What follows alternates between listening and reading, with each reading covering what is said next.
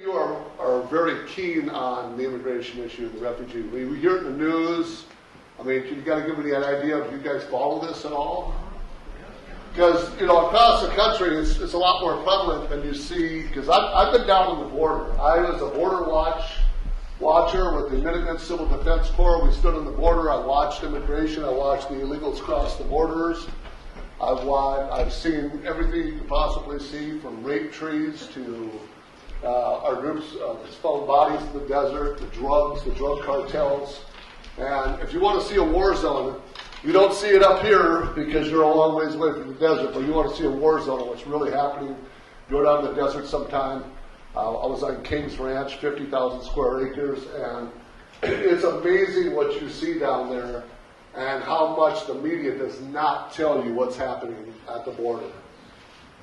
I mean, we talk about, we're going to get my PowerPoint up here, but we talk about what's happening on the border. There's drug trafficking, human trafficking, gun trafficking, sex trafficking, and all of that is being brought up to all parts of the country.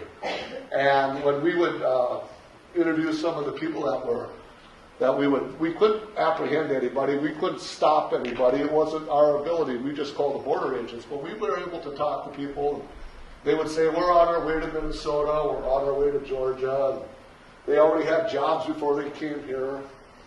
So there's a lot of things about immigration that I had seen, and that's what got me into this. And when I still live out in that area, so when I came back to Minnesota, I realized that the same things that I saw there were coming to Minnesota very fast. And I live down in the St. Cloud area, and if you know anything about St. Cloud, they're basically under siege with the refugee resettlement program. Stearns County and Wilmer, and I'm right in between those two, so I get to see what the effects are and what's happening through that area and the southern part. And we're starting to see through the Walz administration, they actually want to start bringing it up to the north through a blueprint called Thriving by Design. Has anybody ever heard Thriving by Design? Anybody ever heard of OneMinnesota.org or Growth and Justice? Those are two organizations they combined. And they're all on growth and justice and equality, equity, racial injustice. And they combined a blueprint on how they believe Minnesota should look. And their look is, it's called the Great Replacement. And they're replacing Americans that are here now, and they're going to replace them. But if you read their literature, it's not replacing anybody from Europe, anybody from France or any parts. They're replacing people from the developing countries and people of poverty, and that's what the big replacement is. And you can read their literature, Thriving by Design, and this is what Tim Walz campaigned on. And one of the target areas that they're targeting, because I've been to their opening when they broke out the blueprint, one of the areas that they're targeting is the Iron Range. And that's one of the biggest targets. They put a Human Rights Commission up here in Hibbing, Worthington. So they're actually targeting this area specifically because they believe that the aging culture here and across Minnesota, they're going to replace it with a social equity program. And so we can change a lot of this through the voting process and through our education. You know, things are changing. You see what's happening in the elections. And I just want to make a side note here. And I want you to remember the numbers 1003, 1003. That's 1003 votes. Minnesota lost the election. Trump lost the Electoral College election in 2016. 81 counties he won in Minnesota. He lost 8 counties or 7 counties, and 4 of them were this area. And it was a total of 1,003 votes out of 4 counties: Cook, St. Louis County, and 2 other counties. So this area was so close to flipping the total Electoral College. So you're 1,003 votes away from turning this whole state blue. So we hope that in this next election, you get out there and try to get 1,003 people to come your way or more and try to turn this state blue. I I want to just show you a brief video. It's a 5-minute video, and it's going to give you an indication of what exactly, why I'm in this, and why the refugee. Let's see if we can get those people away from the door. Why the refugee program, how it works, and why the numbers are very alarming, and why we got to keep the numbers down. So let's play the gumball video by Numbers USA.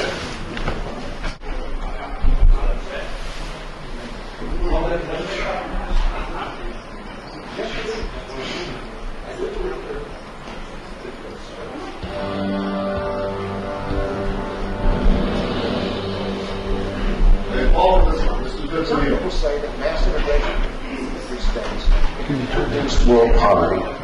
Is that true? Well, no, it's not. And let me show you why. This gumball represents the 1 million legal immigrants that the United States has taken every year on average since 1990. Now, who in the world deserves our humanitarian compassion? The World Bank has one measure of the desperately poor of the world. They make less than $2 a day. And how many people make less than $2 a day in the world? We'll start with Africa. In Africa alone, there are 650 million people who make less than $2 a day. 650 million. And in India, another 890 million people, desperately poor. China adds another 480 million people, making less than $2 a day. And unfortunately, the rest of Asia has a heartbreaking 810 million people who the World Bank says make less than $2 a day. And finally, there's 105 million of Latin America's population that are desperately poor. All told, the World Bank says there are 3 billion people in the world.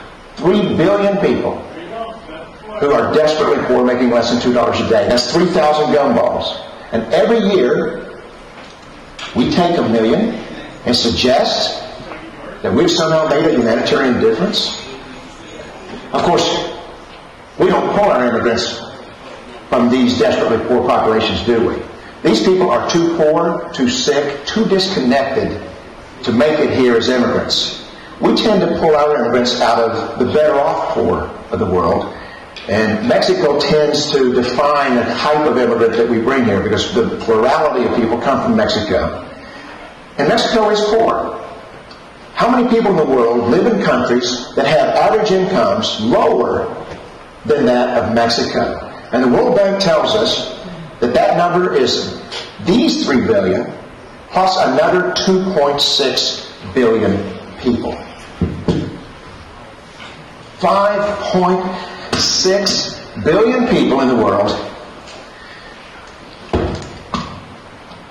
who live in countries with average incomes below that of Mexico. That's 5,600 gumballs. And so what is it that the elites are telling us? They're telling us that when we take this 1 million immigrants,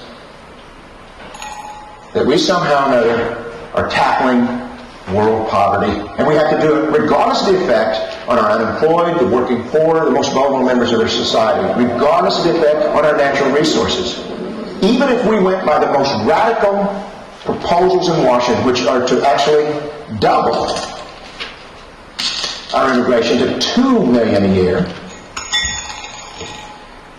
which would totally overwhelm our physical, natural, and social infrastructures, we couldn't make a noticeable difference. And we may be really hurting the impoverished people of the world because the 1 million that we do take are among the most energetic, often the better educated, certainly the most dissatisfied people that if they did not immigrate would be the agents for change to improve the lot of all the people in these countries.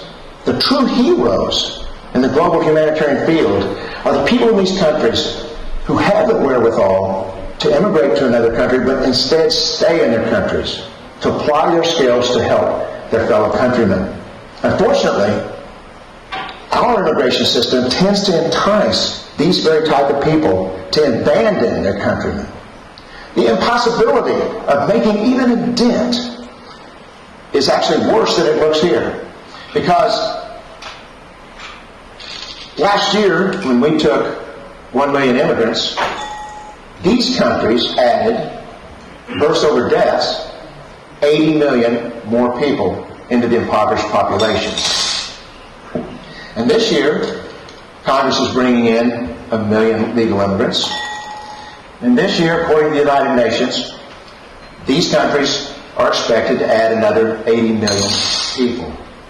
And next year, you can be quite sure that Congress, unless stopped by the American voters, will bring in another 1 million immigrants. And these countries, unfortunately, will be adding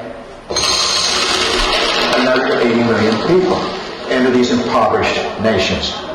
We could take 5 million a year, but we'd never get ahead of what's happening in these countries. Not in this century. Don't you see? Immigration can never be an effective or significant way to deal with the suffering people of the world. They have to be helped where they live.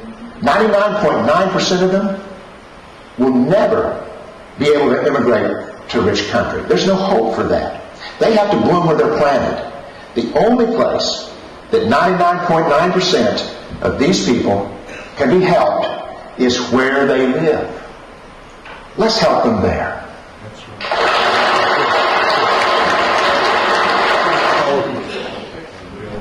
So you get basic, that was Numbers USA. They actually do the immigration numbers. And it's pretty alarming when you have 5.6 billion people you can't take care of.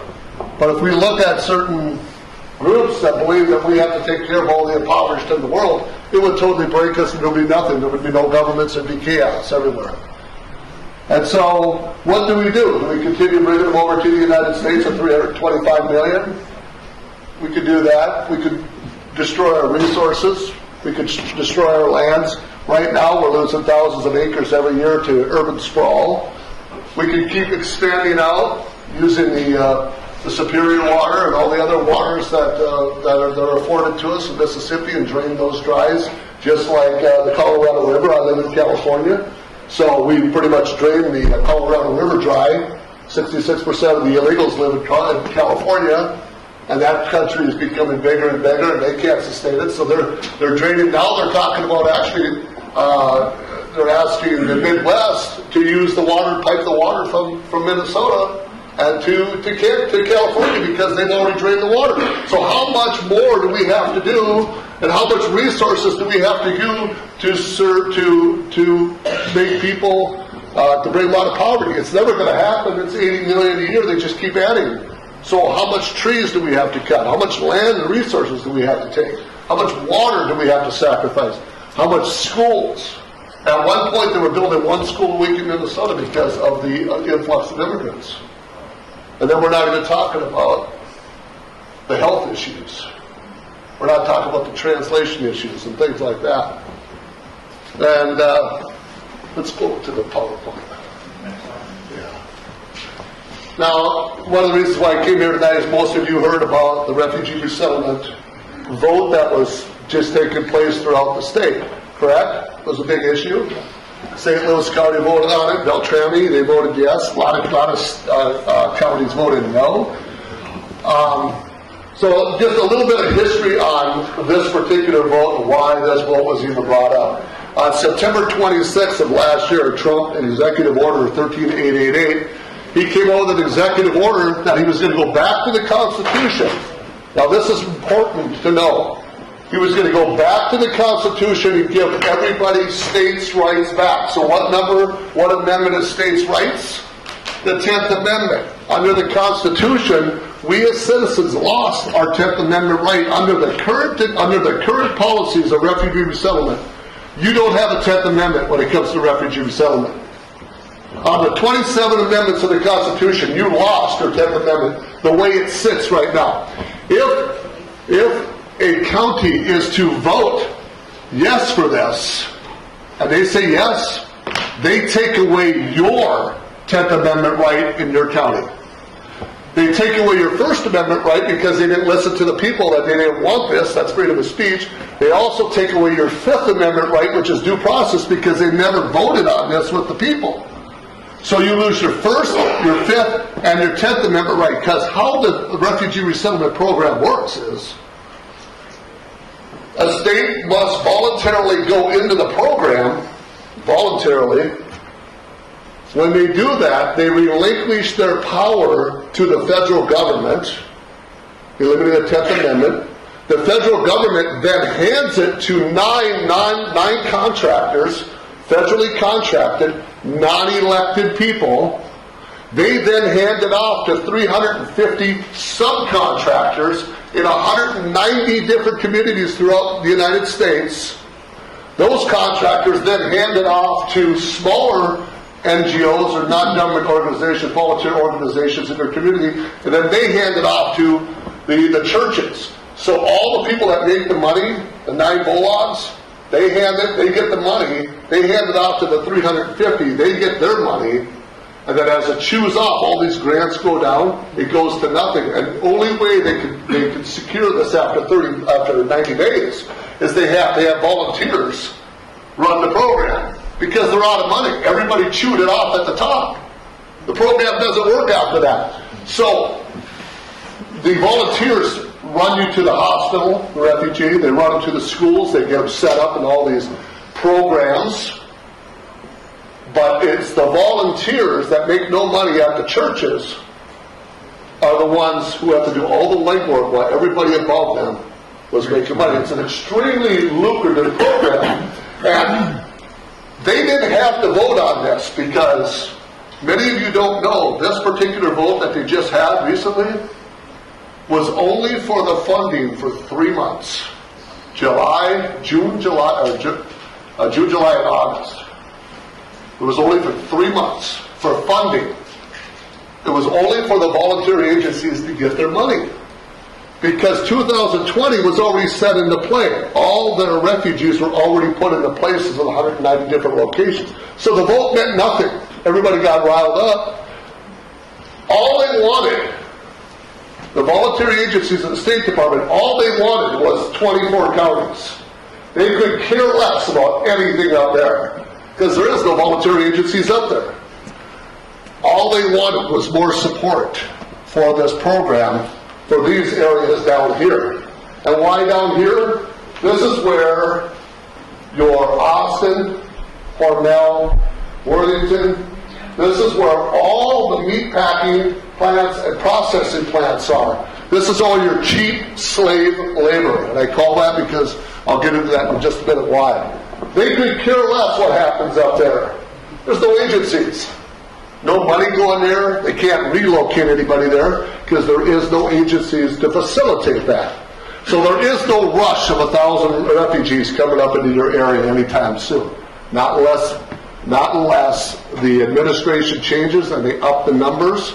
In fact, as the refugee program is actually depleting because they ain't making enough money right now. They're actually pulling back and shutting down shops through this program. They all voted yes. They had to, because they had to take care of the big business. And this is an extremely lucrative program, by the way. And if you think it's humanitarian, if somebody convinced you that this was a humanitarian program, I dare to tell you that it's nothing humanitarian about this. The volunteer agencies only get you into the program for 30 to 90 days, and they dump you on the taxpayer dollar. They do nothing after 90 days. The lower ones, the lower volunteer agencies, the locals, they just keep applying for grants, and they just try to sustain it. The more you put into your community, all you need is one refugee in your community, and then they can relocate more into your community. All they need to do is to open up the door to one. And then they can do family reunification, and that door is opened up, and more families and more families. That's what they did in St. Cloud. That's why we're just getting bombarded with secondary migration in Sturgis County, is that the family reunification, they're only getting 235 refugees, or they were 235 refugees a year. Nobody in the county knew anything about this program. Nobody voted on it. Nobody had any input on it. They just did it stealth. It wasn't on the ballot. And now they've got, according to St. Cloud State, just in St. Cloud, they got 25,000 refugees. That's what St. Cloud did, an outside source. They can't sustain it. I had a couple of guys went through all of the Stearns County numbers from 2002 to 2016. From 2002 to 2011, the Health and Human Services were always in the plus 200,000, 300,000, always doing well. When the refugee resettlement kicked into play, they got secondary migration. In 2011, right there, they went down immediately overnight $1.3 million. Overnight. They popped up one year, every year after that they did 1.3, 1.2, 1.4 million dollars in the red. So that's not even including the interpreter costs. You see, on PowerPoint at the hospital, their interpreter costs were $1.5 million in interpreter costs. That's not even talking about the interpreter costs for the county. When you are a refugee and you come to the program, you can automatically work for the program that you're a refugee for. So if I work for Lutheran Social Services, that was a refugee, I could immediately work for them and then start the process of getting my family over from the other country. It's a very unique process of how this works. So this is what's happening. The vote meant nothing. But it will mean, if it gets overturned in May, it's going to mean something big time. Because these counties can vote again. Because nothing's been set in stone. It's kind of vague yet on their terminology. But every year you can vote to stay in or stay out of the program. But they're hoping, the refugee resettlement program is hoping that once you say yes, they'll never bring it up again. And they're hoping that you're naive enough to never bring it up again. And if this county was to say yes, you go at them the next time and you tell them to re-vote the following year. As they say yes again, you go at them again. And when they say yes again and you just keep doing it, you go until you finally vote these guys out.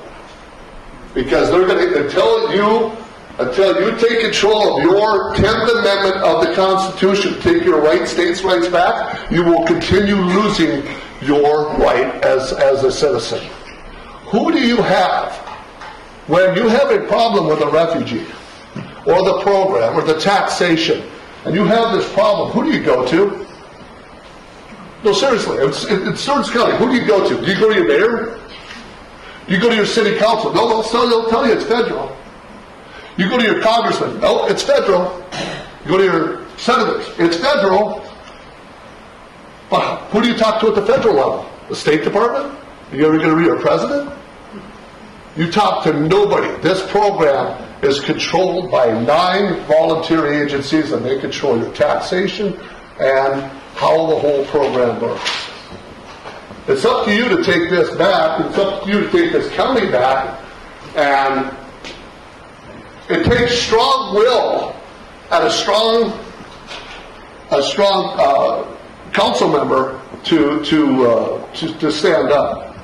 And what we're seeing is a lot of county commissioners. I belong in the Meeker County area. They said they just don't want to touch this. They don't want to be like Beltrami. I mean, the news media went after Beltrami. CARE and many others went after Beltrami, calling racist and everything else. How do you become a county commissioner and not protect your citizens? How do you not give them your voice? Amen. That is your voice. They speak for you. I've been talking to county commissioners all across the state.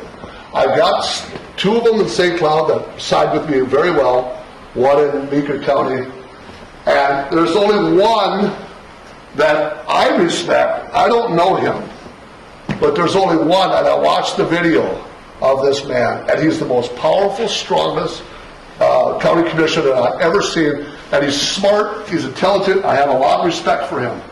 I don't even know the guy. I hope he is, but I think he is. He's in the audience here, and I'm hoping that he stands up for what I saw on the video for St. Louis County. Because I've been telling all the county commissioners, this is the guy you have to this is the guy you have to model yourself after. You got one county commissioner that is, I would go to bat with him all the way to the bank. And I don't know him, but I'll tell you what, if he ran for another office, I'd be right there with him. So you do have a little bit of support here, but not enough. So you need to turn this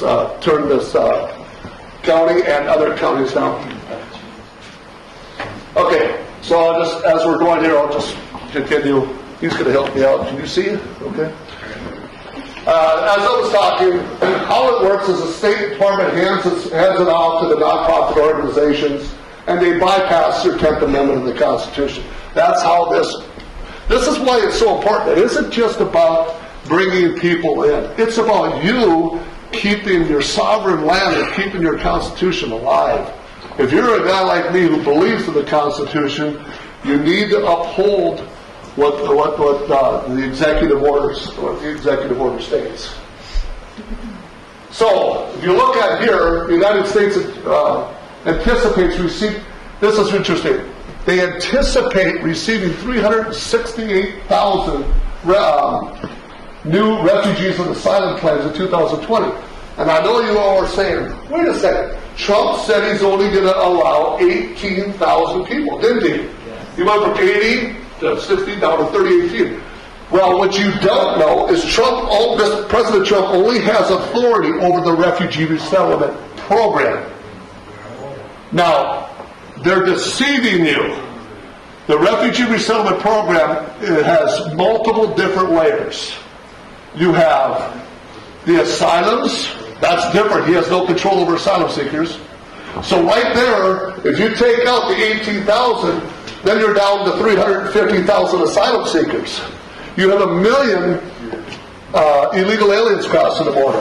You have 10,000 Haitian refugees. That isn't part of that. You have 20,000 Cuban refugees. You have 50,000 diversity refugees who are people of color. You have, which is diversity. Now think about that a second. 50,000 diversity refugee program. That means the program is only based on color. Now, if that isn't a racist program, it's only based off of color. They also have another program called climate change refugee. If the climate changes in your community, you're a refugee. If you say it gets too hot in Guam, you're a refugee. There's all kinds of refugees. Trump only has control over 18,000. He doesn't have any control over this. He has no control over the Haitian refugees, the diversity refugees. And so the amount of people that are coming to this country far exceeds what Trump has control over. The reason they want to open the doors up to the Iron Range is that they know that if they keep pushing outside the door of the refugees and the asylum seekers, they're going to have to find homes to all these people.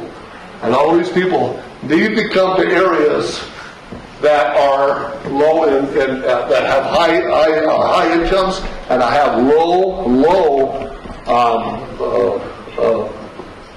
rental property. The rental property has to be low, which is in Minnesota. Go to the next screen. So here are the 9 different agencies that are running the refugee resettlement program. As you can see, if you look at some of the biggest money makers, this is $5,000 per head. Some of these organizations are making extremely big dollars off of this program. Remember, all they have to do is have them for 30 days to 90 days, and then it's over with. Then it's on the refugee resettlement program. And you'll see that Luther Social Services is right here. Flip the screen.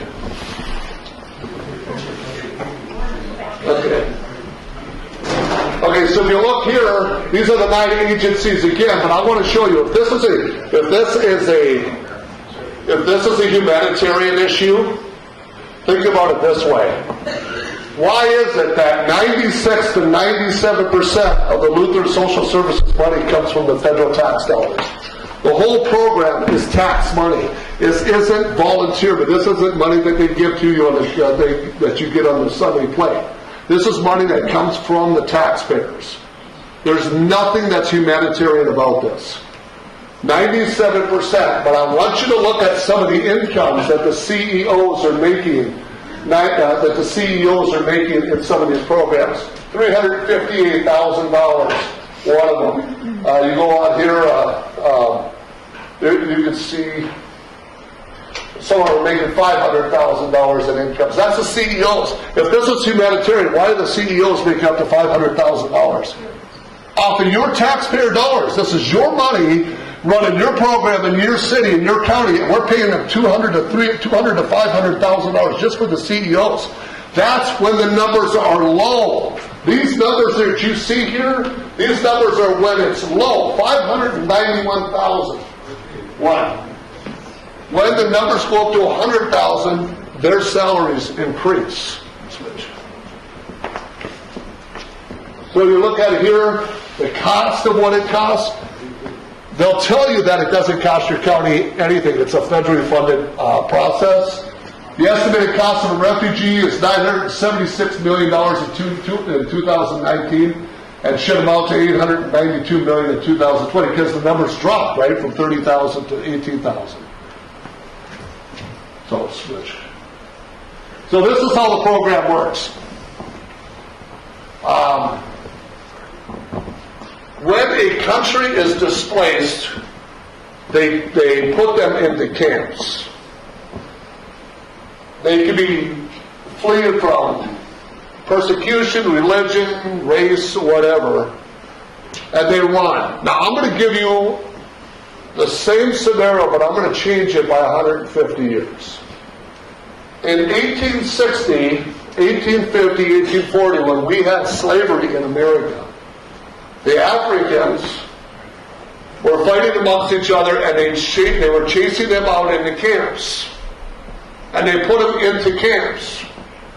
They were then in the camps, and they were sold off as a bill of goods in the 1800s to slave traders. The boats pulled up, the camps were there, they loaded the slaves onto the boats, and then they sold them off to countries all, Mexico, actually South America had more slaves than the United States, but they were sold off to all these different countries. When they got to the United States, they were sold off to farmers. That farmer had to be responsible for the slave. He had to feed them, clothe them, and house them. Never put them through school. But that's how the program is called public charge, and he had to take care of them because that was his equipment that he used for the farm, if you want to say. He had to keep them healthy. Go up 150 years now, and look at the refugee resettlement program. You take Somalia, 10 different tribes, chased everybody out, put them into camps. We sold them off as a bill of goods to countries like America and different countries. The similarities between the 1800s and now are almost identical.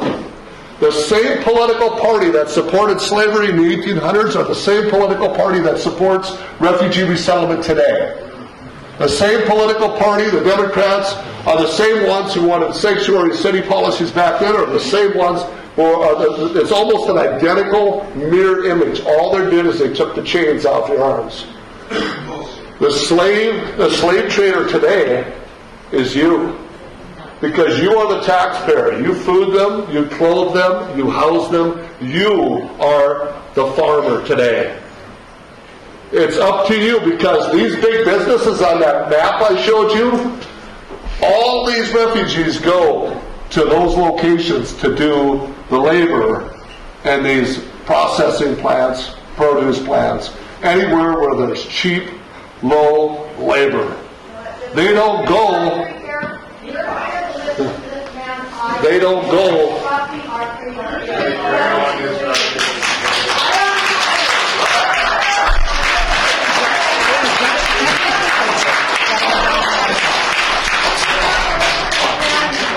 I'm sorry. What's the next school year plan? Okay. All right. Okay. Gentlemen, hold on 1 second. Gentlemen, please. I have no problem with you guys being here. I really don't. In fact, I want you here. All right? I really do. Huh? Yeah, please be here, but show some respect. Not that, just keep it down. That's all I ask. Okay? Not while I'm talking. When you have a question. Yeah. Oh, absolutely, 100%. Yeah, you guys can have questions. Absolutely. I'm not gonna. Okay. We're talking on. Okay. Right by our. All right, and there will be a question and answer time, so, in fact, I'll tell you what, I'm gonna give you guys, two of you, the first questions, all right? All right? I'll give you guys, two of you, the first two questions. All right, here we go. Oh, well, okay, I'm gonna continue here. So let's look at the program. So it is the same as the 1800. Nothing's changed. We are the modern day slaves. So once they get on the boat or the plane, they get here, or before they get here, they have to go through two different sessions. And I've talked to many refugees that have told me the same stories. They have to go from one camp to the processing place, and they get checked out. The first one is they have to give their information of what camp they're from, and so on and so forth. Now, I did ask two of them, what type of vetting are you getting when you go to these camps? And they both looked at me and laughed at two different times and said, vetting? What vetting? What's that? I said, that's when they do a background check on you. They fingerprint you, and they want to know if you have any crimes. They said, vetting? We don't even have a government. We live on the dirt. We don't even know our birth dates. There's no such thing as vetting. But the voluntary agencies will tell you that they do this background vetting from stem to stern. There is no government. They were displaced. Many of them were born in camps. If you look at their driver's license or their birth dates, most of them have a birth date of 1/1 and the year they're born. Most of them don't even know when they're born. We had a whistleblower that said most of them don't even know their names when they come here. They're called FUMUs, if I remember right. That's what the nickname they have. But they give them names before they come here. So when they go to the first one and they get processed, they set them up with the paperwork. That doesn't mean they get guaranteed to come to the United States. They have to go to the next following one to find out if they can be accepted to go to be a refugee in another country. Now, they told me that there's no guarantee. They just stand by the billboard every day and they look, and everybody gathers around to see if their name is on a piece of paper on a billboard. Once their name is on this billboard, the plane pulls up. You have 24 hours to get on the plane and to get to your destination. This is the refugee resettlement program. They say that you have to have a thorough physical exam. And most of their physical exams, I'm going to show you on a PowerPoint, are very minimal. The most minimal tests. And they could be 6 months before you ever leave from the camp to be on a plane.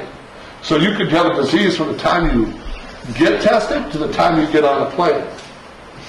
And if you become a refugee and you become in the United States and you get status after 5 years, you could fly back to your homeland or near your homeland, and then you don't have to be tested at all when you come back to the United States. So this vetting and this whole process of health care is something that they tell you that it's an extreme process, and they check you health-wise. It's not true, because I've talked to the refugees themselves. Once they get here, these are the VOLOCs, or the voluntary agencies. They set up these programs, and they have to take care of them when they get to the United States. These are the programs they have to set you up with them in 30 days. They have to set you up with, now the airport, right there, once they take you up, they charge each refugee $1,100. They charge the airplane flight to the refugee. So if you bring a family of 5 people over here, that's 1,100 times 5. They come in here with a bill right away. Up to 3 years ago, that program has been negative $460 or $450 million. Many of them are not paying that back. But here's the kicker.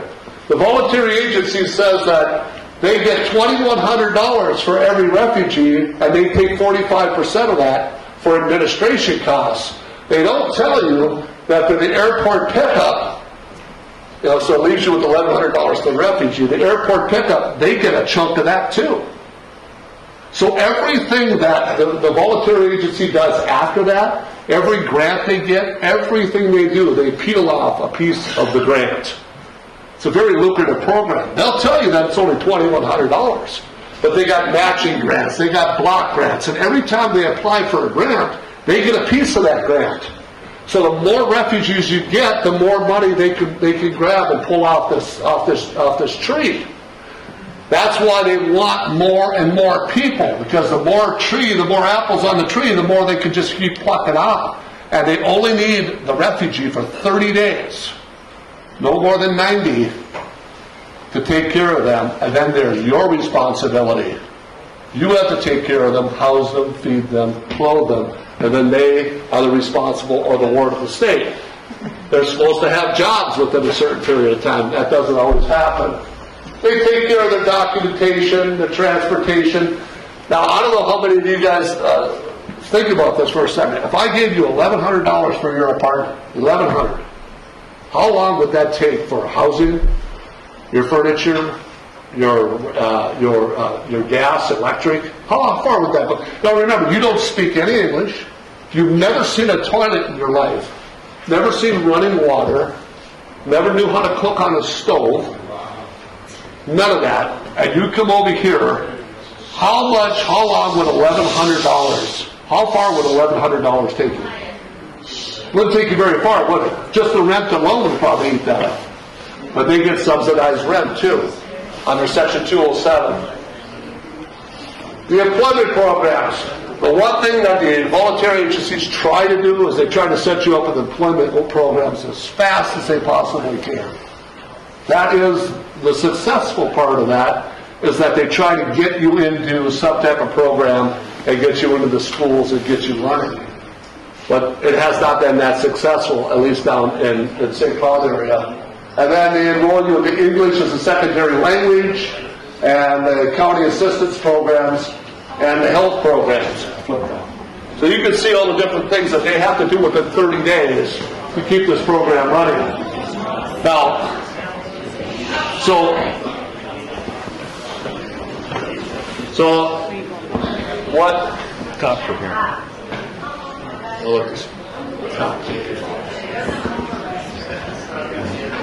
Okay. Guys, let them focus on what they want to do. Oh, I'm sorry.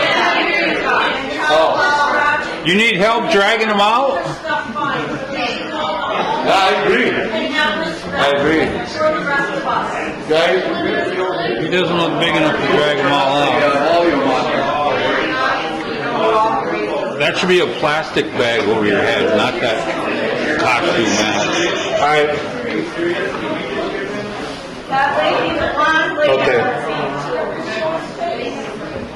Guys, are you done now? If you're going to continue, I'm going to ask you to leave. I've asked you very politely to stay. I haven't I? Extremely polite. But if you're going to continue to disrupt, like that gentleman right there with the hat, say something to him. If you're going to continue to do this, I'm going to ask you guys to leave. If you want to stay, you can stay.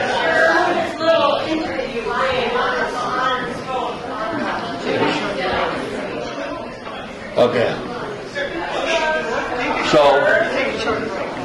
Okay, let's break for just 2 minutes. I apologize, I was corrected. This is actually Carrollton County. I thought it was St. Louis, but Will you come to county too? I'm sorry? Come to St. Louis County, we need you there. All right. Well, again, I'm still learning the area, so my apologies to that. I thought we were still up here. So I wanted to talk about, we're just going to go through some slides here. One of the things about the refugee resettlement program that they're not telling you is that when you have a location that has a voluntary agency, they can locate within that area, but if you stick somebody in, they can put somebody within a 100-mile radius. It's called the bullseye. So St. Cloud is a bullseye, and that bullseye can work within a 100-mile radius of itself. So when a county commissioner votes yes, they affect all the counties within a 100-mile radius. Even if those counties just abstain and say nothing, they have the authority to have input. So the only way you really can do this is to say no, that they can't put them in your county. So, like, for example, St. Cloud could work within a 100-mile radius. So if there's any refugee or family, they could relocate a family member to that individual within 100 miles. If there's no family member there, they can relocate them within 50 miles. So there is some ramifications of how this program works and how far it works. And when they say yes, what they did is the voluntary agencies then just expanded their 100-mile radius. So it's very important that if you want to stop this program, you have to say, in my opinion, you should just say no, and leave it up. Do it like one county is doing. I think it's in North Dakota. They're putting it up for a vote. They're putting it to the citizens. The citizens should have that vote, right? It's your taxpayer money. It's your voice. You elected the county commissioners. And remember, these county commissioners got put on the spot. They did not know this was coming. They didn't. They were hit out of the blue. So you don't blame them. Because they were just hit within a week or two and said, hey, you must vote on this right away. They didn't have to vote on it at all. But if this overturns, they're going to have to vote on it in May. I don't think that's going to happen. I think this year is bypassed. So that goes up to 100 miles radius. So if they stick 1 or 2 refugees up here, they still don't have the agencies to facilitate the program. So they'll use smaller agencies to run the program up here and not your main agencies. So refugees travel expenses, remember I already went through that. I told you that they get a piece of the pie of every travel expense. So they'll tell you that they only get just 45% of the initial stipend. That's not true. They're getting chewing out everything they can from matching grants. One of the matching grants is one of the lower 350 subcontractors, like Catholic Charities. All they have to do is raise $200 in cash and $800 worth of food and supplies, and then they get another $2,200 matching grant on top of the grant that they just had. And they take a piece of that pie too. So there's a lot of money being thrown out here and a lot of different grants that they're not telling you. And they're talking about the stipend. I know that was brought up. Do you get a stipend when a refugee moves from point A to point B? The stipend doesn't follow you. The stipend is $1,100. It doesn't follow you.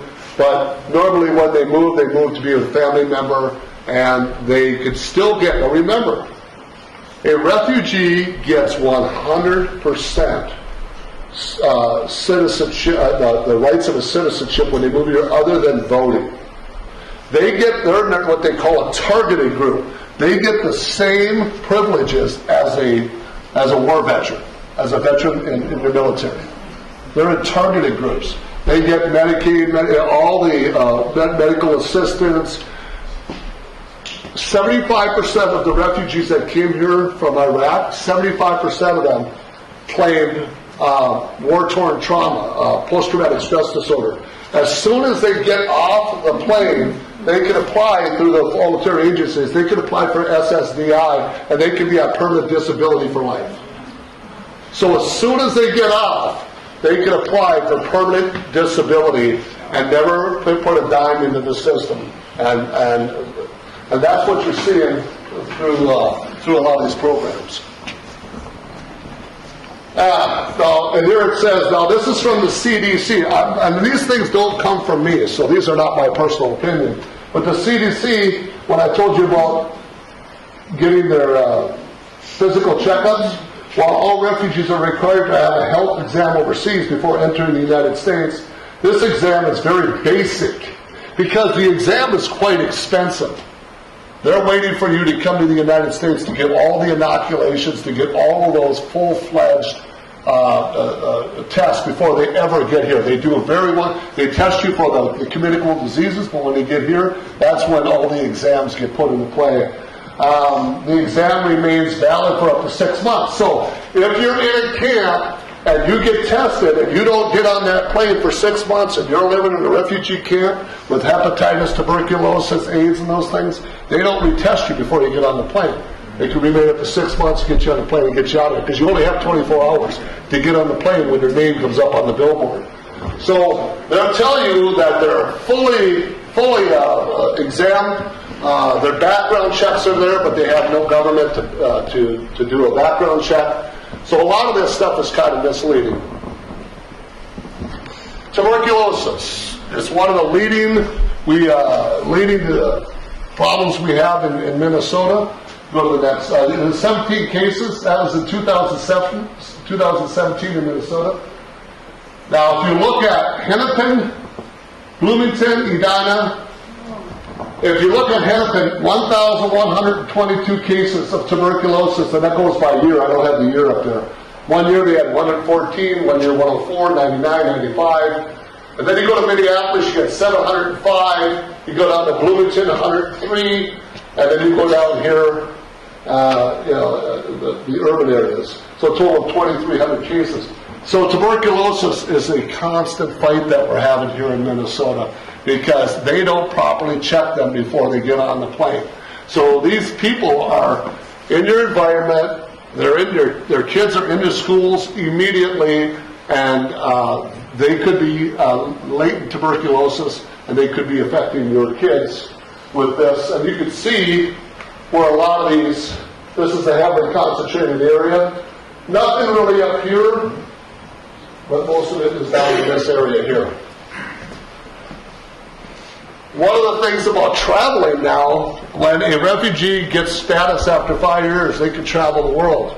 And they can go wherever they want except for the land that they're supposed to, that they got the war-torn land.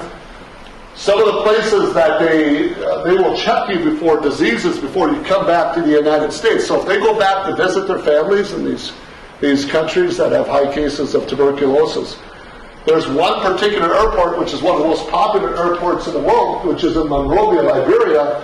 They do not check you before you leave. It's one of the only and most traveled airports in the world. They do not check you for any communicable diseases when they come back into the United States. So the more people we bring from these poverty countries, the more that they get to go home, and the more they get to fly out from areas that don't check them when they come back in. So we always hear about, oh, they check them before they get here. But what happens when they go home a year later? Go back to the camps, because they can do that. They can go back to the camps they belong to. I've met many of them that do. They go back to see their families. And then they get back on the planes, they don't have to be rechecked again, and then they get to fly to the United States.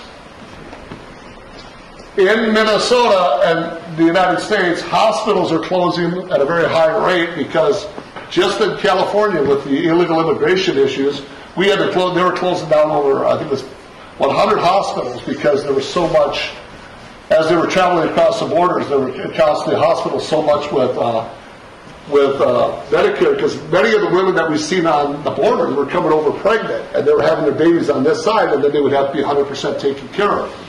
Even though they were illegal, they would go to the hospitals, and all their medical bills would be taken overseas, over in California and Arizona. But you can see 700 rural hospitals are at risk of closing, and 89 of these rural hospitals are in Minnesota at 21.3%. So the hospitals are being bombarded, especially down in the Stearns County and Wilmer area, and the cost of refugee resettlement and immigration, because we have both. In Wilmer, we have both illegals and along with Worthington and Austin, Minnesota. So they have the whole gamut.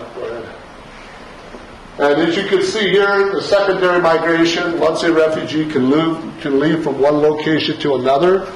When I say primary, there are three primary areas in Minnesota which are drop-off points: Minneapolis, St. Paul, and Rochester, and St. Cloud. Those are the primary areas, what they call first destination sites. They don't take a refugee and drop them off in Duluth. That's not how it works.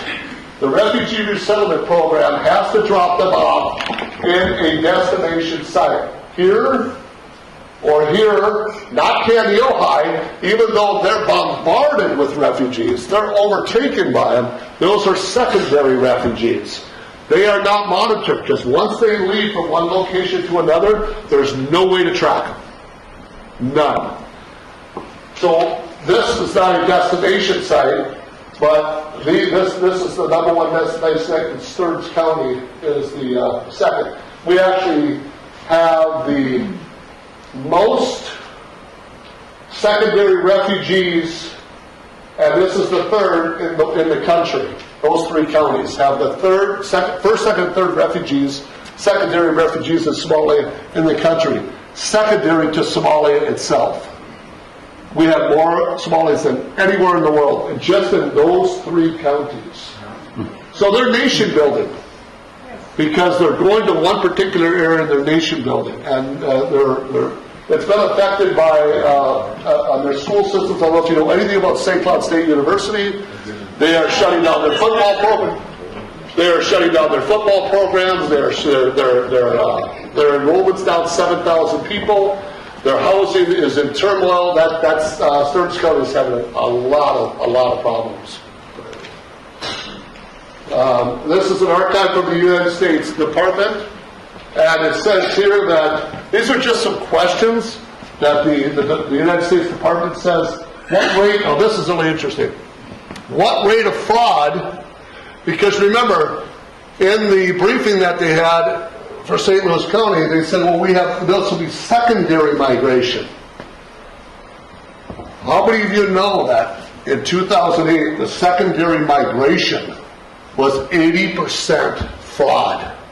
And all 80% of those people from Somalia and Liberia got to stay here. They all said they were family reunification. They were all brothers and sisters, aunts and uncles. 80%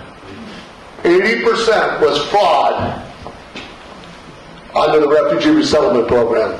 And they all got to stay here, and they all got to invite the rest of their families over here. And they never deported those people.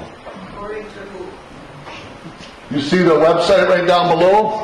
Actually, what it says is you're only able to confirm all planned biological relationships if you're Within 20%. Right. In the remaining cases, at least one negative result of the 80%. Right.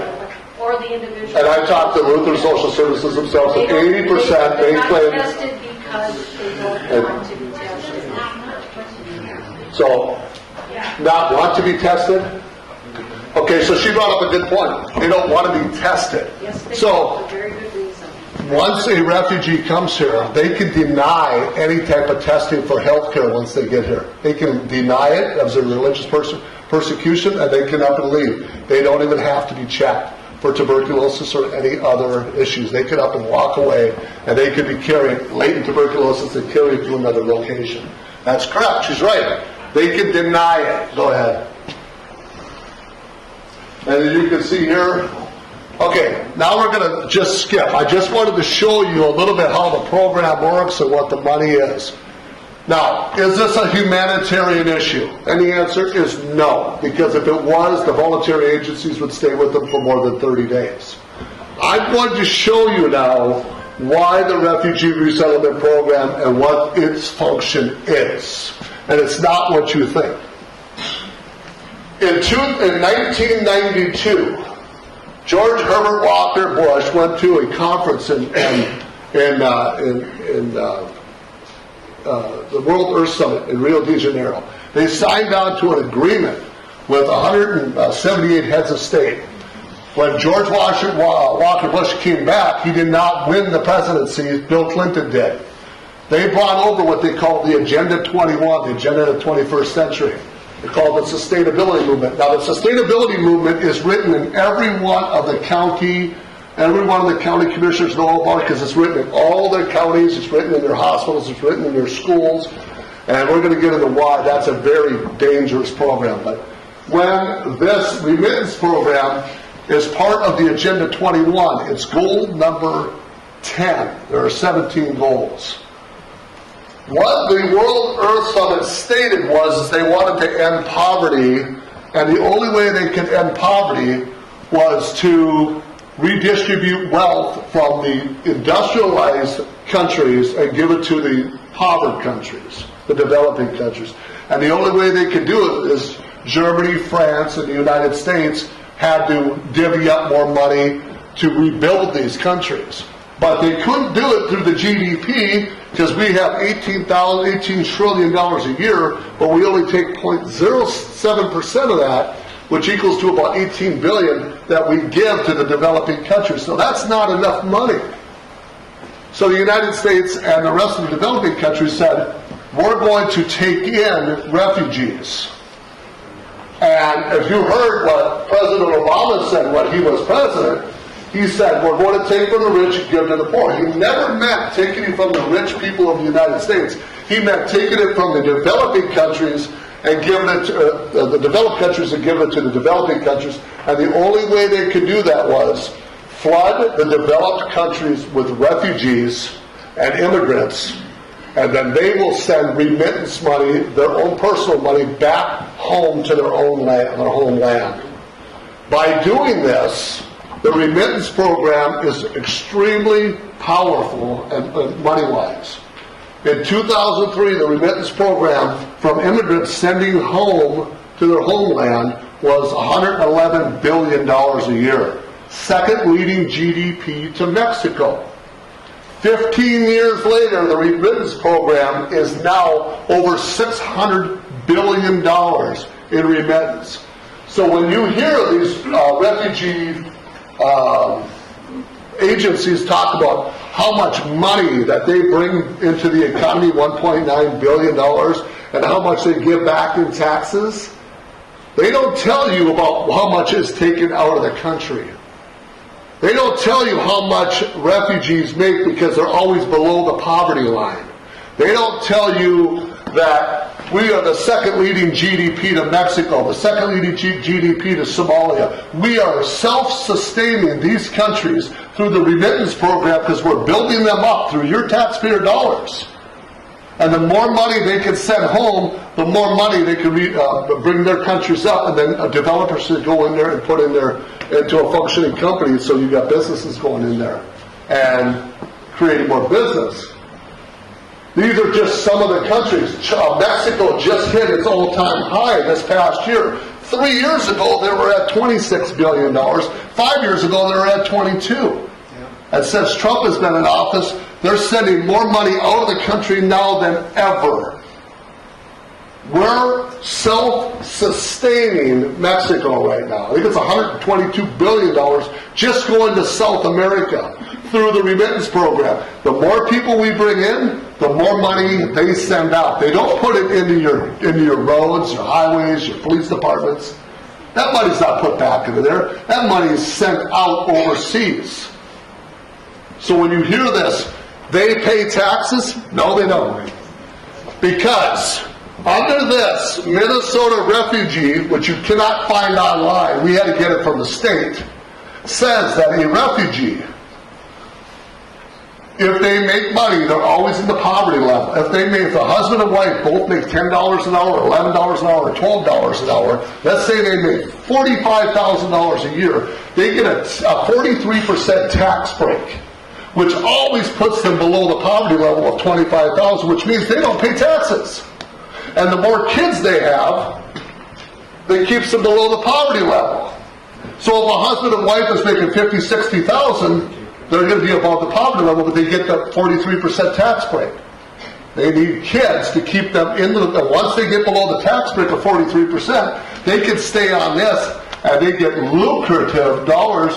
And one refugee told me recently, he said, "You want to know why we all drive real nice cars? Because we all get $10,000 to $15,000 tax refunds every year. Because we get to have more babies, we get to stay, we stay." And it says it. This is right from Minnesota. This isn't my words. This is their words. That if they stay below the threshold of 25,000, which is, you don't pay taxes up to 25,000, right? If they can stay below the threshold and stay within the poverty rate, they are entitled to all the entitlement programs, everything, Medicare and Social Security, welfare, all of that stuff. And this is right from Minnesota itself. Go ahead. Again, remittance hit $33 billion last year. Go ahead. And $120 billion, I told you, went to Central America. That's hitting an all-time high, and that's going up. And these are the 10 countries that are getting most of the remittance sent back. So the more people we bring in, the more money they leave. Remember, as long as they stay below the threshold of the poverty level, they're not taxpayers. Now think about this for a second. You watched the video. If the threshold in Mexico, if I was sent into a very poor part of Mexico, and they make $2 to $5 a day, and you send home $300 to Mexico, how much is that $300 translated into American dollars? That's a lot of money. So when they say that they're working for cheap labor, when they send that money back home, that dollar gets escalated tenfolds when they send it back home. It's a very lucrative program. Hey, Ron, Yeah. you got about 5 minutes left, and we want to get into questions. Okay, got it. Go ahead. Okay, I didn't get into the agenda, but this is the oath of the United States. I just want to get into this. When they take an oath and come to the United States, they have to say this: I hereby declare the oath that I absolutely and entirely renounce and adjure the allegiance of the fidelity to any foreign prince, potentate, state, and it goes on, and protect the country from foreign and domestic. When they come here illegally, they don't have to take this oath. And when they come here as refugees, they take the oath.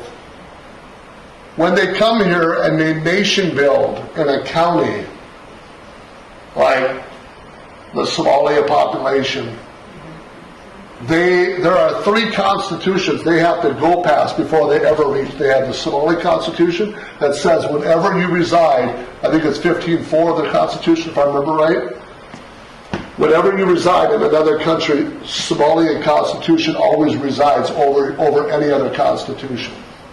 Their religion states that no constitution will be above the religion of Islam. And there's another one, which is the Muslim Brotherhood Constitution, that says no other religion will stay above the American Constitution, because man-made laws are illegal. So when you look at this, you've got to look at this from a whole different perspective of the vetting process. And when they take this oath, do they have to uphold the oath? And I just think that's important. I just wanted to bring that up, because if you can see, this is what happened over in the European countries. Between 18 and 34 was fighting age boys, and they were coming over here. You don't see any women in there. And if you look at what's coming over across the border, it's very young people that are coming over here. They're infiltrating, and I have some friends down in some Indian tribal nations down in the Minneapolis, Wisconsin area, said that they are infiltrating many of the Indian tribal areas with drugs, sex trafficking, and I guarantee when they get in there, if you wanted to take over America, the easiest way to do this is to get inside a sovereign nation, an Indian area, and inbreed with them and take it over, because that's the one area that we protect, don't we? Sovereign nations, we protect them, and they know that. And the drug running in these sovereign nations is out of control. They believe that they can inbreed with the sovereign nations. That could be theirs, because that will be their bloodline.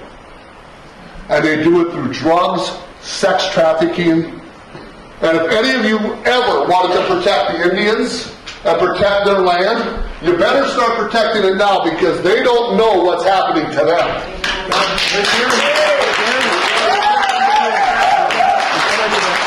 You're saying that all these refugees are bringing over diseases. Let's take this back 528 years and talk about who the real illegal original immigrants are. European people who came to enslave African populations. Let's talk about smallpox. I cannot believe it. It was so strong. It was so strong. I said, I got to do something about this. This is, I don't know what. So I came here to get a little bit education. This is the start of my education. I will also see other sides. Okay? But I came here to listen to him, because I want to know and understand, because that eagle talked to me, and that was not a lie. So, They came from Mexico. They came from every country you can imagine. And she made a statement, so can I ask you to do the civil discourse and such?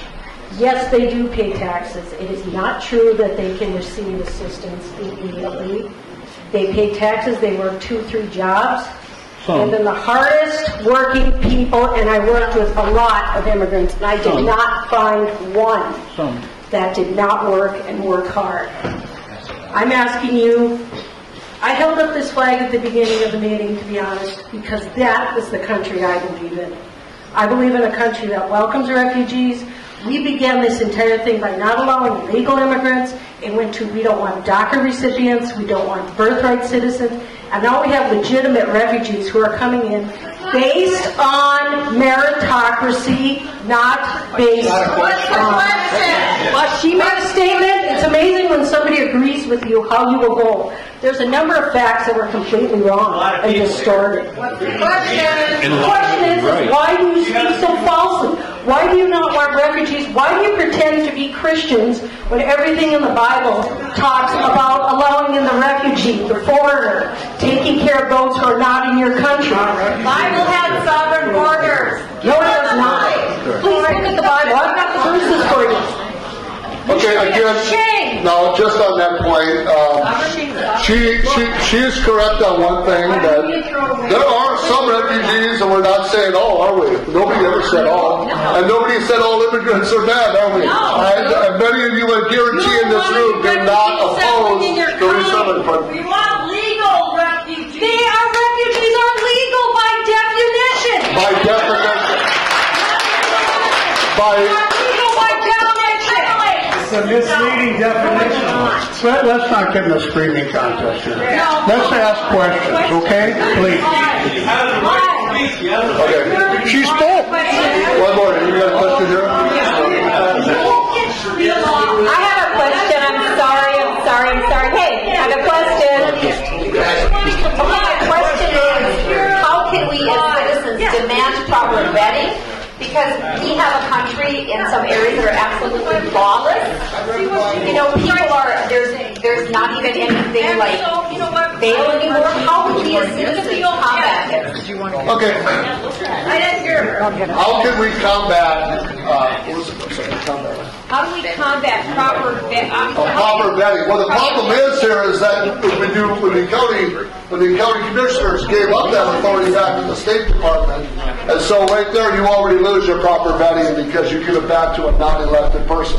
That's where you need to start at first, because we have no control of what happens overseas, do we? No. None. But you do have control what happens in your community. And this woman here that just spoke, she doesn't want you to have control, because she was a moneymaker. They make money. Exactly. I gave you websites to everything here. These are not my words. I do not bring these to you from my words. You make money.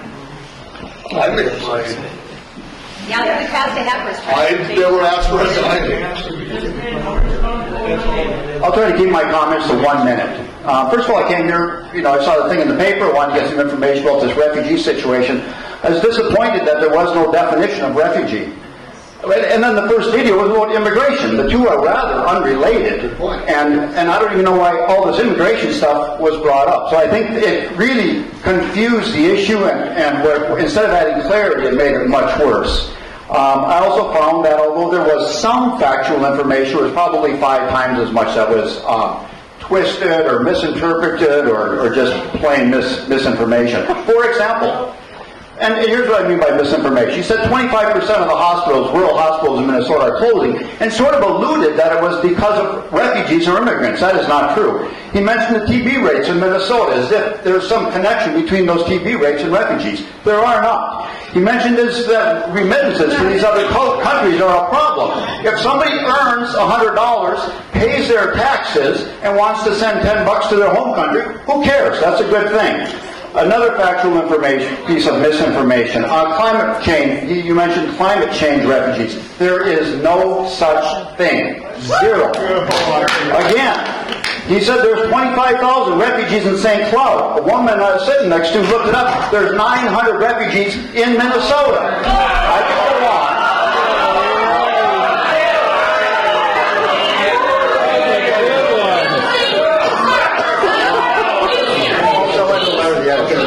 Okay, let's just take a couple of things he said. Per year. 900 per year. Okay, correct. He's correct on that. So don't boo him. He is absolutely correct. They received 225 refugees for about 7 years.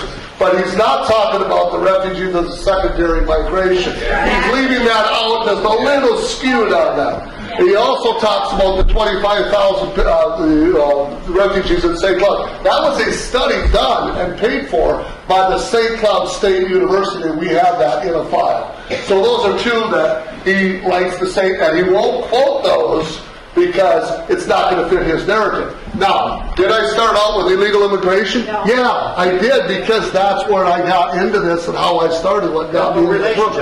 Now, is there a relationship? I thought I explained this, but I will explain it to you one more time. The definition of a refugee is somebody who has been displaced from another country from either religious persecution or war-torn persecution.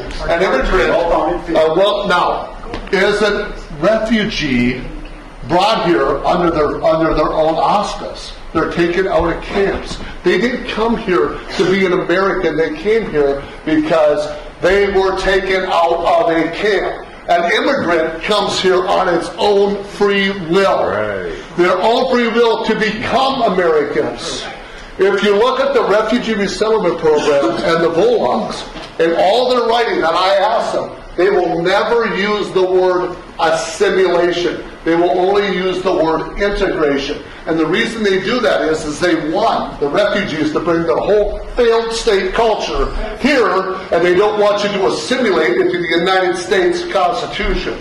So why I started out with the immigration is because that's where I started from.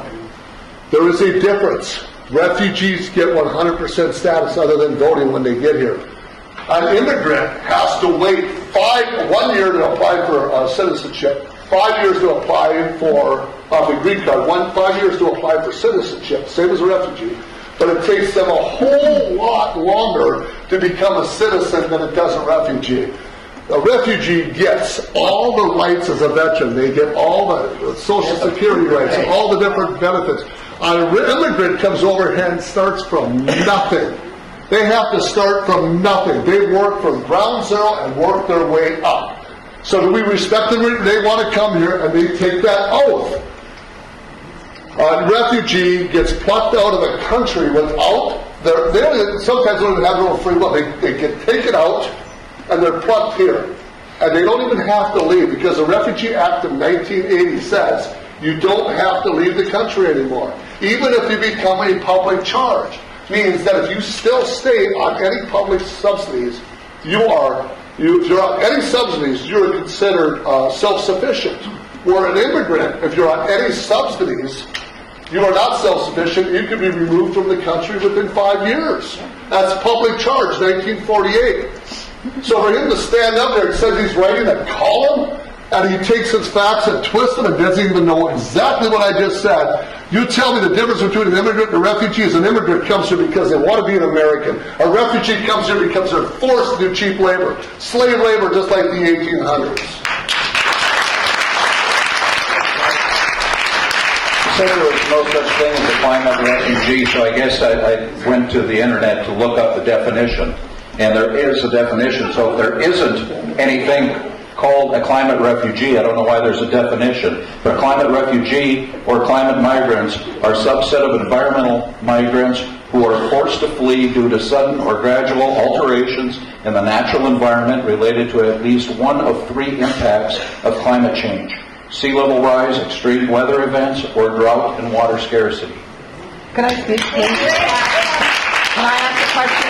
And I actually contacted Refugee Resettlement Watch, and I wanted to confirm that. There is. There is that right now. I can't get around. Brady Slater. You want to sit here? We spoke on the phone the other day. You wouldn't give me your profession then. I learned that you're a car dealer. Can you confirm that? You don't need to know that at all. Oh, yeah. What is here? I'm going to share this with you guys. Why is it? Here's why he wants to know. Here's why he wants to know. Is because they're going to attack me, and all the liberals are going to call where I work. They've done it before. That's why they want to know. They're attack dogs. That's why they want to know where I work, where I live, who I am, and that is an attack dog right there. He just pointed out how biased the reporting is. They're going after me now at a financially, he's going after me. Because he knows I've had college professors call me up and try to denounce where I work. I've had, mostly college professors, St. John's University and St. Cloud. They have tried their best to try to destroy me. And that man there just proved exactly what he was about. And if he puts that in the paper, and I didn't say where I work, right? So if he puts that in the paper, then he is slandering me. Is that correct? And you are all witnesses to this. Now remember, when you write your check for the paper, Yeah. the little paper, Yeah. I don't buy that. Here's a question here. What's that? You'll be back. I got her coming down here. Actually, that's okay. Go ahead. I'm Patty Murdo. I'm a former county commissioner in Carleton County.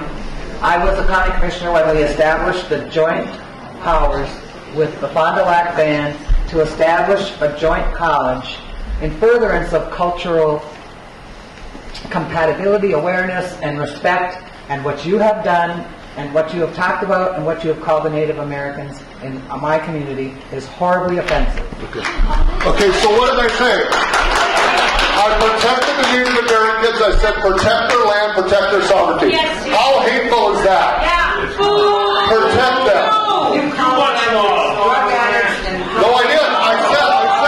No, I didn't. I said drugs are being imported in there through the refugee resettlement and immigration. See, she is parching words to make sure that she can destroy me, because that's what they do. They do not want this message out there. They don't want this truth out there. They have to destroy you. That's why they want to know where I work, where I live, who I am, because they don't want this out there. They want to squash you.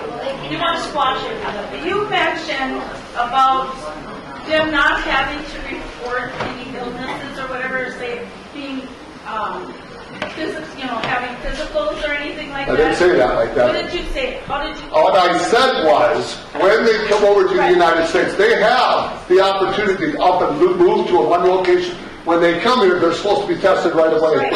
When they can opt out and leave. Right. Okay, so what about female genital mutilation? Yeah. And it's a religious, Yes. it's supposed to be a religious right. And they're doing it on our soil today. Yes. What about that? Doctors are doing this. Right. Female genital mutilation is being done here in the United States, mostly by one particular religion of Islam. It is, by the way, so you know, I do study Islam, and I could do a whole presentation on the laws and the rules of Islam. There are 4 schools of jurisprudence under Islamic law. It states in there that it is obligatory under 3 of the 4 and mandatory under 3, which means you must and you shall have a piece of the genitals removed. There are 4 different styles of removing. It depends on how the cut is. But the answer is that it's obligatory according to their religion. So the answer to your question is yes, it is mandatory in their culture. Oh, by the way, I wanted to tell you, in Somalia, under the Constitution, it is against the law under their Constitution. It says genital mutilation is barbaric under Somali Constitution. It is barbaric, and it's not to be. But they said their religion overrules their Constitution. Promise young lady right here. Thank you. I have a couple comments to make. I'm a granddaughter of 4 grandparents who came here. 2 came from Yugoslavia and 2 came from Italy. My grandpa that came from Yugoslavia actually was in the Austrian army. He came here because he didn't want to serve in the Austrian army. So he came. It took him 12 years. I just found this out a week ago before he became a citizen. 12 years. And he he brought over my grandma and their baby, and then my grandma also became a citizen. He went to work. He didn't take anything from the government. He went to work in the mines. I am a proud Iron Ranger. And my dad's father also worked in the mines. Because of the mines, Hibbing has one of the most beautiful schools in the state of Minnesota. The other comment I have to make, I heard a lot of comments how the white people treated the Native Americans. I have a very, very, very good friend who's a Native American. My husband and I are godparents to his daughter. I was a teacher in the Rancho School District, and we had to take diversity training. And the first thing, when we went to our first class, the lady who was a Native American looked at the clock and she said, "We have to go by white men's time."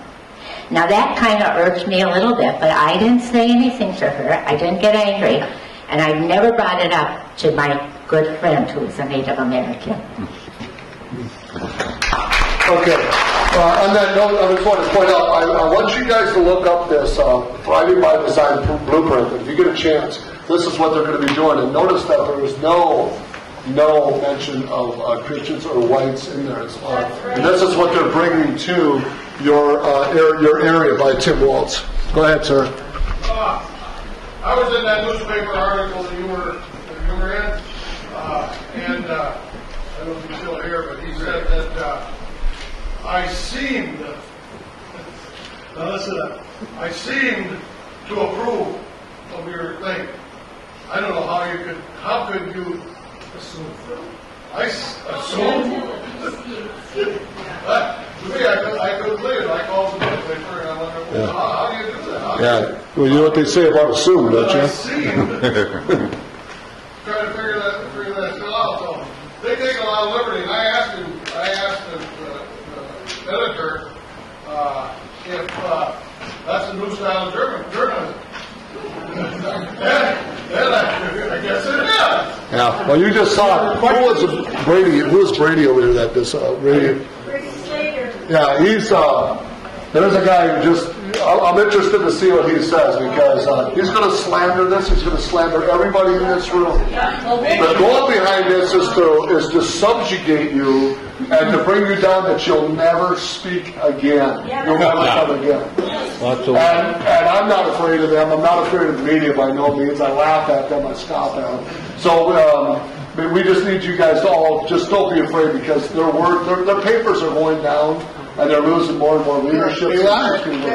Some lady right here would like okay, what's that? We get that. I'm sorry, go ahead. Well, I would like to hear, I got some questions about that 10th Amendment. Yes. You know, the 10th Amendment rights. Yes. We lost our 10th Amendment rights for states? Is that what you said? I said let me rephrase this. No, just state this. If the county commissioners and the 13888 of the executive order goes through, if that county votes yes, they take away your authority to have representation in that county. You have nobody to go to. You have no complete. Who do you complain to? Vote yes. If our commissioner votes. If your commissioner votes yes to allow refugee resettlement in your county, they took away your 10th right amendment of states' rights. No, we elected them to vote for those. No. You got your constitutional right. You have a chance. They brought this up in 2 weeks, and they never gave the public the right to put this up. Because remember, the Constitution says that if you were taxed on anything, you must have representation. So, as I stated before, if you are taxed on something of a refugee resettlement program, because it's 97% run, and it's in your county, and you have interpreters and so on and so on, that's a taxation, isn't it? Taxation means you must have representation. So who do you go to? You go to your mayor, you don't go to your city council because they'll say it's federal. Well, who do you go to? Well, they'll say, well, we gave up our rights, the county commissioners, to the federal government who gave it up to a non-elected person or entity, which is bulldogs. So you have no voice in this whatsoever. So you have none, zero. Your tongue has been cut off. All right? So you have none. You gave up your first right amendment and your fifth because you had no due process in voting whether you wanted to be... I'll tell you, I'll give you an example. If you were going to build a school in your area, in this area right here, would you put it up for a bond issue or something? Yeah. Right, because it's taxation, wouldn't you? So everybody in the community wants to know how their tax dollars are being spent. But if I told you that there is a program coming to your community that's far more lucrative, far more expensive than any school, but you don't get to vote on it, what would you say to that? you lose your rights. There's no defense. You cannot defend losing your 10th Amendment, your 5th Amendment, your First Amendment right. There is no defense. You can come up with any, heartfelt. It's like the Met Council. It's like the Met Council. Right, it's like the Met Council when they took all authority away from the people and they control everything. Gentleman over there's got a question. Oh, go ahead. Thank you, sir. This question? Yes. Do we have to be quiet for you? Yes. We're very quiet for us. Come on. Quiet. I want to hear his question. I want to hear a question. Okay, go ahead. I think that there's a piece of the narrative that I'd like to... Is it a question? Yes. Okay, go ahead. Yes, sir. I think that the place of U.S. interventionism has been largely overlooked in the refugee debate. The place of U.S. interventionism has been largely overlooked in the refugee debate, and because elites here in the U.S. have been installing dictators around the world. You saw the Arab Spring, right? Middle Eastern countries falling to violence, and because of people that we installed, right? And so I think that, right, as U.S. citizens, as Minnesotans, right? I grew up here, and I always grew up learning about Minnesota Nice. That's who we are. And so the question then is, if we have installed these dictators around the world, and if they're the result, if these refugees have resulted from violence abroad that we have caused, isn't it our responsibility to resell them? And can't we give from our riches here in the United States? Right? The government has so much money. The elites have so much money. And where does it come from? Hold on a second. And so I'm proposing. My question is, what framework do you suggest that would solve the problems that you've? Okay, he's got a good question. Okay, that's a great question. I appreciate that a lot. Do we set up dictatorships in other countries? And you know what? I got to tell you something. In Iran, he's totally 100% correct. Because in 1972, the Iranian women wore blue jeans and halter tops, and they dressed just like you and I.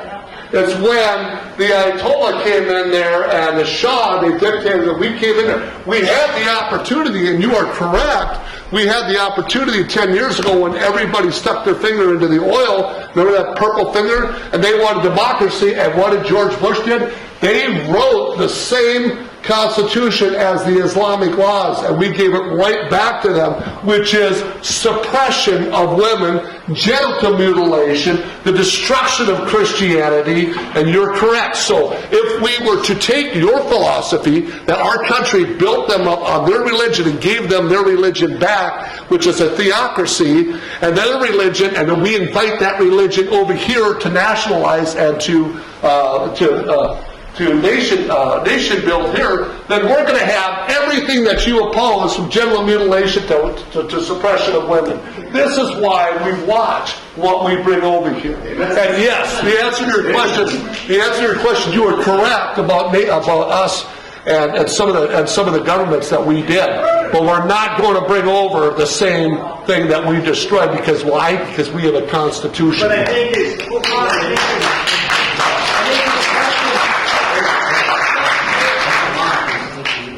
Your question was probably one of the most thoughtful tonight, sir. Hey, Bill. Your question was one of the most thoughtful tonight, I think, because you're getting to the heart of the issue. And on that is, have we caused some of the crisis that's resulted in refugees in the first place? Whether it's, not in Somalia, but how about Rwanda or places like that when we didn't act, our lack of action, We let millions of people die over there. But here's my point. Here's my point, though, is where does social responsibility happen? So no, I don't. I'm very conservative. I'm a very conservative Republican, but do we have a heart too? I mean, I understand your concerns about the autonomy that we give up. That's scary, and that I think your presentation really makes us aware of how much you give up. But does that mean that the system can eventually be fixed? Does that still absolve us of some responsibility for what's happening and some of the consequences of our actions, whether they're good choices or bad choices? The result of some of being a superpower is that we make some bad choices, or there's some bad consequences for people. And I think your question shows heart. And do we as conservatives have heart? Yes. All the time. You know, and where does heart take over and then we become stupid because we don't use our brain? And that's where your lecture comes in, I think. I will give you this. I thought the question was really good, one of the best ones of the night. It was thought through. Now, on that note, this gentleman here just brought up an interesting statement. Where does compassion come in, and where do we help the immigrant or the refugee if we were involved in a war-torn situation? I'm going to show you, this is written right out of the high cost abilities for refugees to settle. Did you know that we could settle the program for high cost refugees of the United Nations? It's $2.5 billion a year to resettle or to take care of 4 million people. 2.5. If you look at what it costs to take care of 39,000 Syrian refugees in the United States, it costs $2.5 billion dollars. So why would we take $2.5 billion through all the nations taking care of 4 million people in the land that they come from? They're in camps, they're being fed in their own religion, in their own society, in their own language. For $2.5 million, we could take care of 4 million people. Or we could take care of 39,000 in the United States for $2.5 billion, and then you got resettlement, family reunification after that, which costs a lot of money. The numbers don't make sense. These numbers, we could do more overseas than we can to bring them here. That's it. That's it. Any more questions?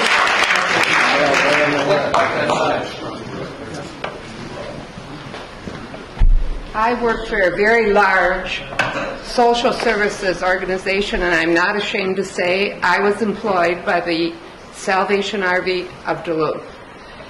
I learned lots of things there, but what I want to say is Billy Graham was probably one of the most famous evangelists in this world, and he has since died. His son Franklin has taken over something called Samaritan's Purse. Do you know how many billions of dollars they spend going to foreign countries, setting up hospitals, setting up camps? Yes, they're only camps with tents, but they provide food, they provide medical care. We aren't going to change our government unless we have a civil war, and I'm not going to shoot my neighbor. And so I'll tell you, look up Samaritan's Purse and Franklin Graham and give him what you think you should give him. It will go entirely to helping refugees. Okay, a couple more questions, then we're done. One more question here. A lot of people don't know about this little clause in the Constitution. Article 5 says the Constitution Convention of States can be held together.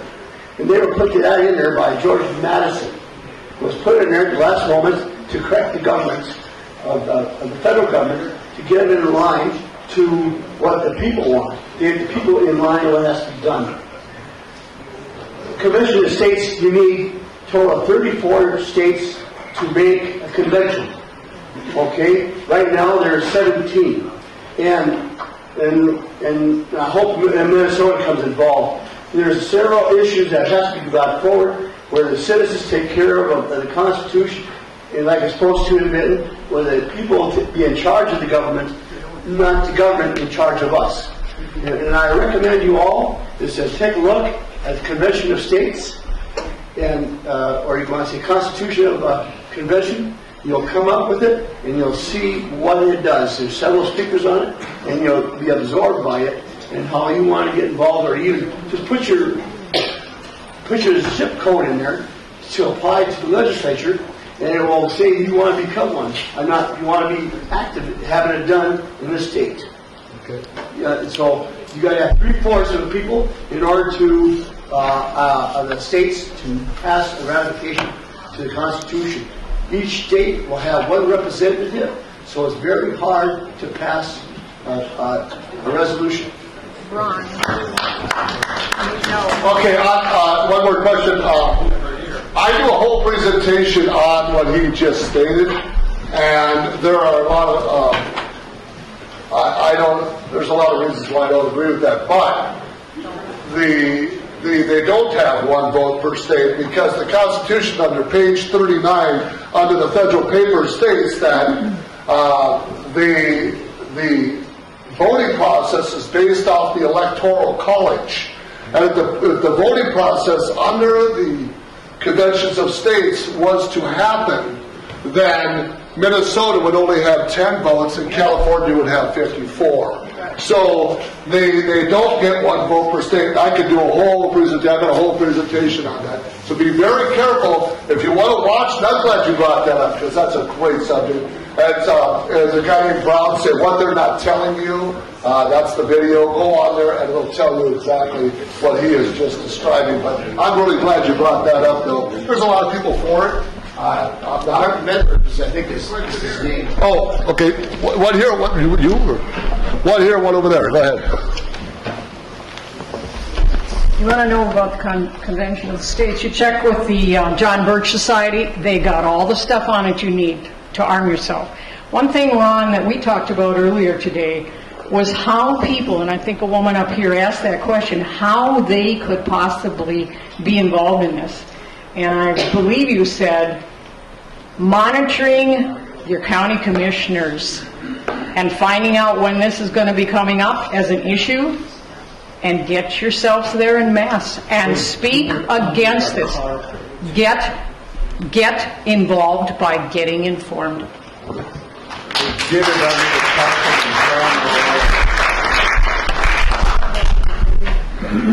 Hi, I was coming here because I was excited about listening to the Agenda 21 Part 2, and I'm just wondering if you could if you could give us like one big bullet about what would be something that would be the most detrimental to us as a society in all of our cultures and diversity that would be affecting all of us. And am I right in assuming that the UN agenda, the Agenda 21 is from the UN, and that it's really they're kind of taking over our personal government? I'm going to ask you that question, if you could extrapolate on that. Okay, again, 2 months ago I was here and I did an Agenda 21 presentation, and all of this that we talked about tonight is within that program of the 17 Sustainability Goals. This is only one aspect of that. When you're talking about the Agenda 21 or the sustainability movement, and every county commissioner knows about this, it is the downfall of America.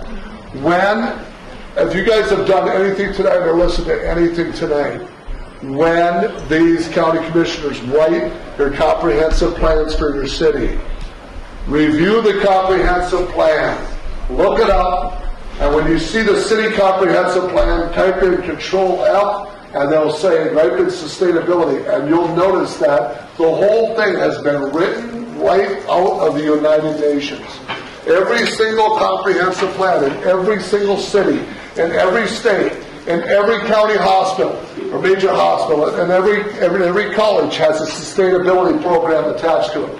Every one of them has the 17 goals attached to them. Every one of them is from the United Nations. And number 11 is the refugee resettlement movement. Number 10 is the remittance of the travel of money from one country to the next. So, is this about the refugees? No. This is about an entity that we're being taken over from the inside through the sustainability movement. And unless you stop your county commissioners for pushing sustainability on you, because what happens is when they get a grant, I hand you a grant for $50,000 to build a YMCA, you better read what the grant says in it, because it says sustainability. And it says you must follow the guidelines of the United Nations under certain things in order to get that grant money. The problem is our city councilmen aren't reading that. Their county commissioners aren't reading that. They're just taking the grant money. And then once they take it, they are then emboldened to the refugee program. They're emboldened to all these other entities. The Agenda 21 is the downfall of America. And as I stated today in front of a group, you can stop the sustainability movement. It's at the lower level. It does not work unless you allow it to work. It starts from the bottom up. So all of it is at the state, at the local governments. Take sustainability out of any government, city program. And this is what we're doing in Little Falls. This is what we're doing in Plymouth. This is what we're doing. We got people from Plymouth. We got people from Little Falls. We got people all over tonight. This is what we're doing. If the city of Little Falls makes we're putting this up for a referendum, if they take any grant money from the voluntary agencies, the city has the right to know what's in the grant and if sustainability is attached to it. If sustainability is attached to it, they can nullify it and void it. And once you do that, you take all the control away from the federal government and the United Nations, because the government states that all powers are vested in the local government. Who's got the most power in local government? Your sheriff has the most power. The sheriff is the most powerful man in your government. It's a woman here. Huh? It's a woman here. Oh, she has the most power. So, do yourself a favor. Go into your city plan and look up what their city charter is, what their framework is of their city. Their comp plan. It's called the City Comp Plan. And if you see sustainability all the way through it, you better get on board and you stop that now. And we got Plymouth right here. We just shut it down in Plymouth. We just shut it down in Victoria, Minnesota. We just shut it down in Crystal, Little Falls. We are one city at a time. These people, they can yell and scream and whatever. They can do whatever they want. But we are right on path. We are right on close to shutting some of these cities down. And we're making a move fast. But we can't do it without you. We can't do it without you. It's not shutting the cities down, it's shutting down the control. The control of hands of the people. yes. Go ahead. They slid it under the carpet in Grand Marais. Yes, Grand Marais is very... Nobody knew anything about it. They slid it under the carpet They took in Grand 5 Marais. councilmen in Grand Marais, and they all agreed to it. To what? To allowing this to happen. Right. They didn't even tell you about And it. they didn't even say anything that way. Consent agenda. Okay, How do you undermine that? you get them out of office. Look if they're on law. Well, that's the best way to do it, but you got to vote them out. On that note, if there's any more questions, we're going to head on. I want to thank you. We have one more powerful question over here. Come on up here. She's been waiting all night eagerly. Hi, I'm Paula, and I'm an alcoholic. Let's lighten up, people. I mean, can't we all just get along? We all want to be right, because that's human nature. We all want to be right. And I don't know a ton about politics, but I'm learning. And this is exactly what the enemy wants us to do, is bicker and fight and tear down what we witnessed tonight in this room. And this is what's wrong with our country. And I have to agree with this woman here in the red hat that there is power in numbers. So when we want to get more informed and more up to speed, instead of lashing out at each other and fighting against each other, let's try to work together. Our pride is what has this relationships torn down. I'm a medical person in the community, and I'm exposed to all sorts of things. I meet all sorts of people from all walks of life. And there's so much spirituality, there's so many hurting people out there that just want the truth. And they want to know that at the end of the day, they've been taken care of really well. I love people, okay? I love people. I love what I do. And we are not in control. You know what? This is a dying world that we are living in. But if we can find a way to love each other the way He intended for us to, it'll be a better place. And the last thing I ask is, there's been the first reported coronavirus in Wisconsin. One simple thing, hand sanitizer, okay, it's a quick thing. Please wash your hands. It might seem OCD or obsessive, but you can never go wrong with just simple soap and water, because that hand wash you did could prevent the next coronavirus that could have been prevented. Thank you.